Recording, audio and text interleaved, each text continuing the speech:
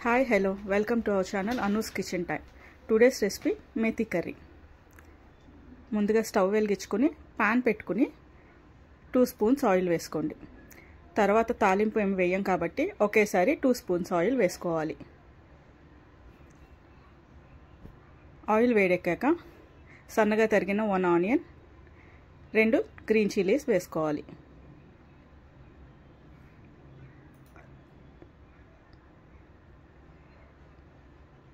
నాలుగు రెబ్బలు కరివేపాకుని యాడ్ చేసుకోండి. ఆనియన్స్, పచ్చిమిర్చి మంచిగా నూనెలో మగ్గిన తర్వాత టమాటో ప్యూరీని యాడ్ చేసుకోవాలి. మూత పెట్టి టమాటో ప్యూరీని బాగా ఆయిల్లో మగ్గనివ్వండి.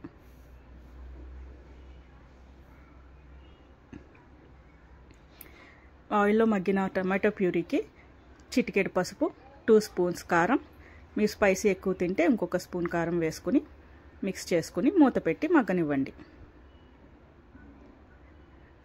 ఆయిల్లో బాగా మగ్గిన టమాటో ప్యూరీ మీద ఆయిల్ పేరుకుంటుంది. ఇప్పుడు మెంతికూరకి సరిపడా వాటర్ని పోసుకోవాలి. 2 గ్లాసెస్ ఆఫ్ వాటర్ని యాడ్ చేసుకోండి. ఈ వాటర్ బాగా మరగాలి. ఇందులోనే కొంచెం చింతపండును కూడా యాడ్ చేసుకోండి.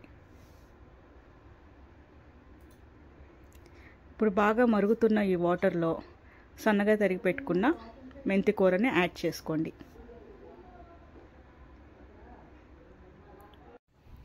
చిన్న ఆకుల మెంతి కూర అయితే టేస్ట్ చాలా బాగుంటుంది.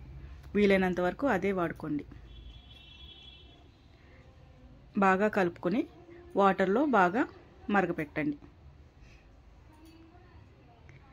వాటర్ అంతా ఎగిరిపోయి కూర దగ్గరికి రావాలి. అందులో కొంచెం తరిగిన కొత్తిమీరని యాడ్ చేసుకోవాలి. వాటర్ అంతా ఎగిరిపోయి కూర దగ్గరికి వచ్చాక దింపుకున్నాక ఉప్పు వేసి బాగా రుబ్బుకోవాలి. కూరను పూర్తిగా ఆరనివ్వండి. ఇప్పుడు అందులో ఫ్రెష్ పెరుగుని యాడ్ చేసుకోండి.